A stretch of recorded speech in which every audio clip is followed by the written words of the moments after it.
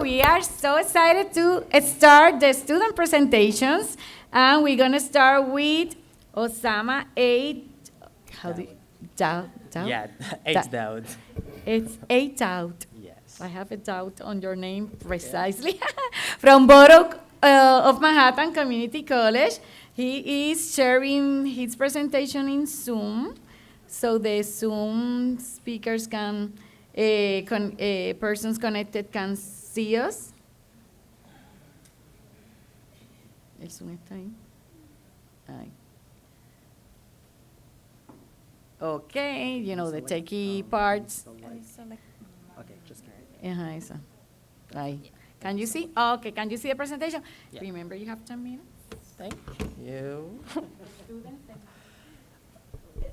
Buenos dias. Welcome, everybody. Welcome to HETS session. I'm Oussama, an international student from Morocco. I'm a computer science major at BMCC.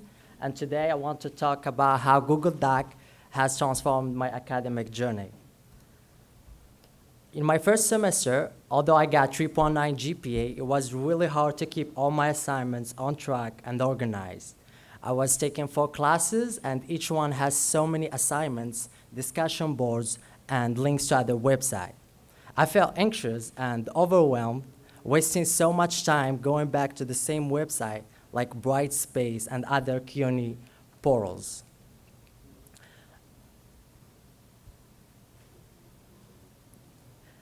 At first, I was using my planner, post-its, checklists to stay organized. Then I started using Google Docs as a checklist. Then one day I noticed the tabs features.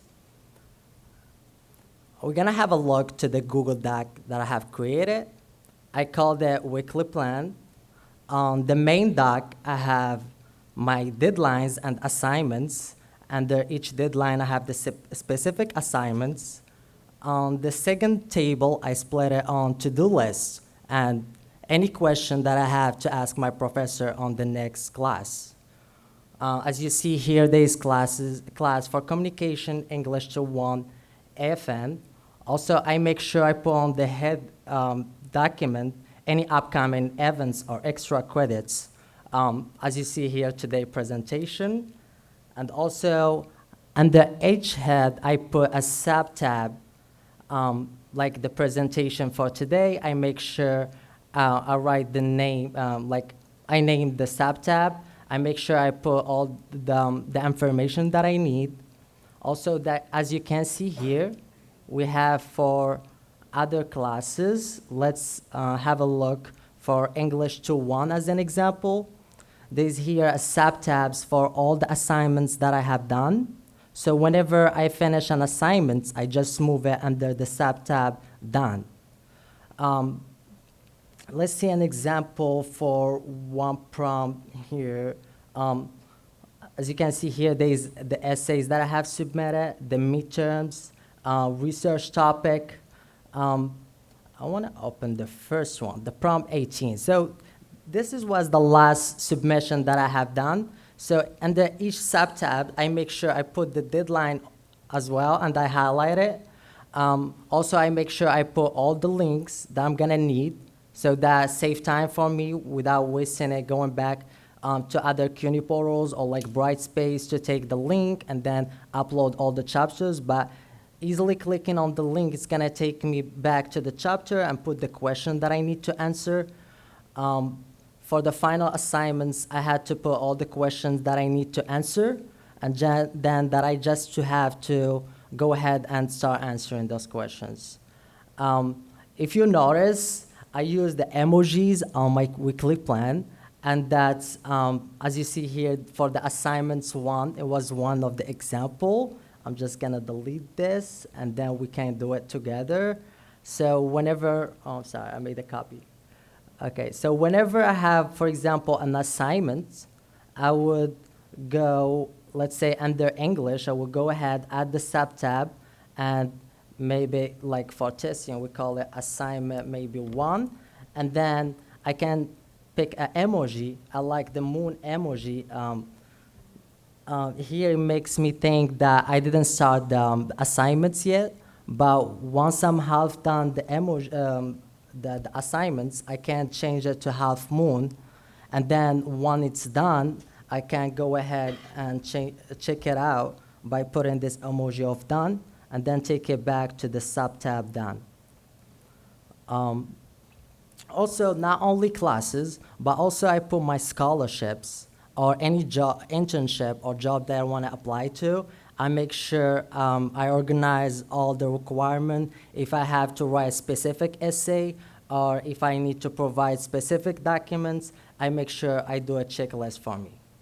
And this is only for non-math related classes.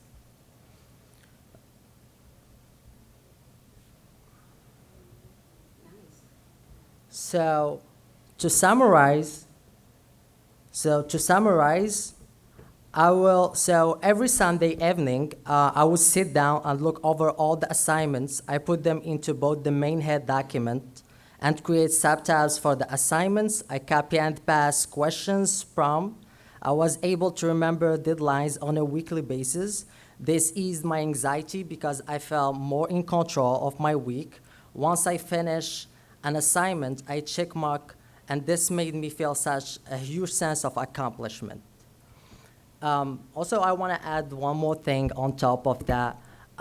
This is not only keep you organized, but that helps you whenever you want to prepare for the final or any essay, midterm coming. I think actually when you have all your assignments, you can go back anytime and prepare from there and see what you have done and boost your chance to have a good grades on your classes.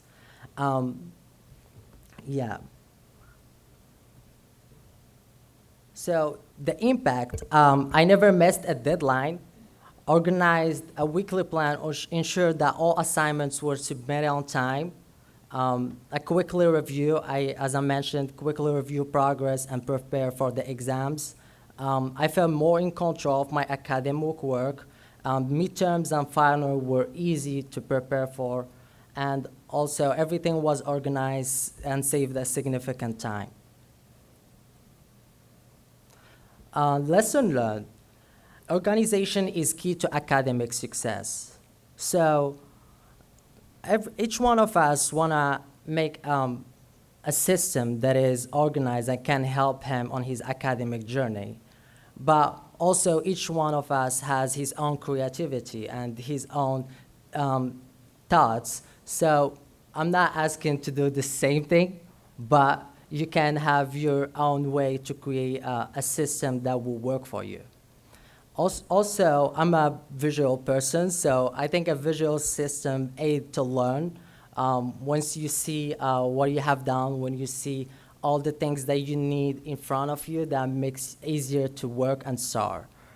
Also, as I mentioned, Sunday planning is a game changer.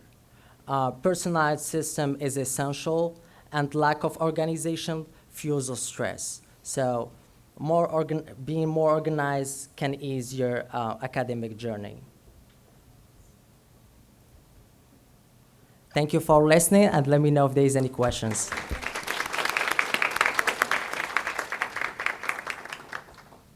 Well, I missed the first part, but excellent. That looks Thank really you. nice. I worry it's on Google. I'll share that later with you, but Sure. you know, something to think about, especially because this seemed to be an English class.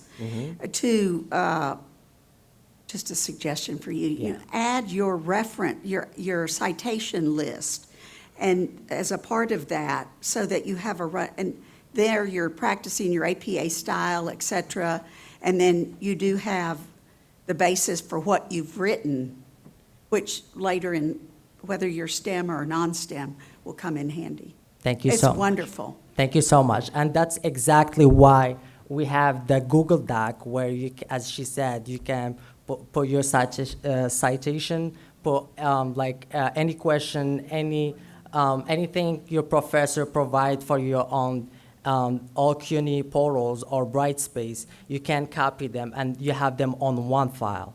So you don't have to distract yourself.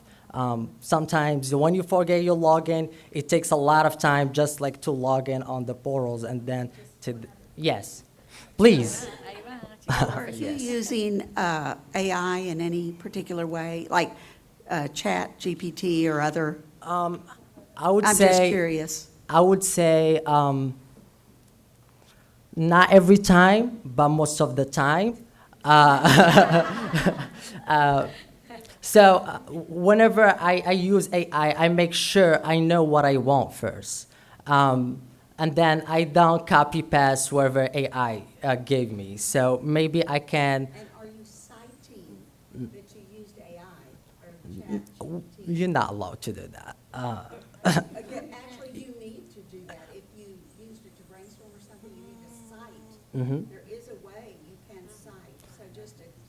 On the AI, you mean like you can put like your citation? Like the ChatGPT or whichever one you're using, yes.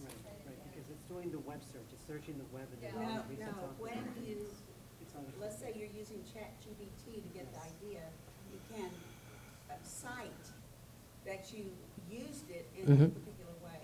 So that it's, I asked you that, and you said, no, but. I mean, for English, the citation, you have to go to the source. I mean, But you're acknowledging that part of it is not yours. on the, yeah, once you copy it from AI. Please enforce it. Okay, cool. see. Thank you. We Thank you so much. for the recommendation. You will have time later for that. So thank you so much because we're running late and this is a let me see, physiological new trends with the AI that, we are still struggling in the universities. Now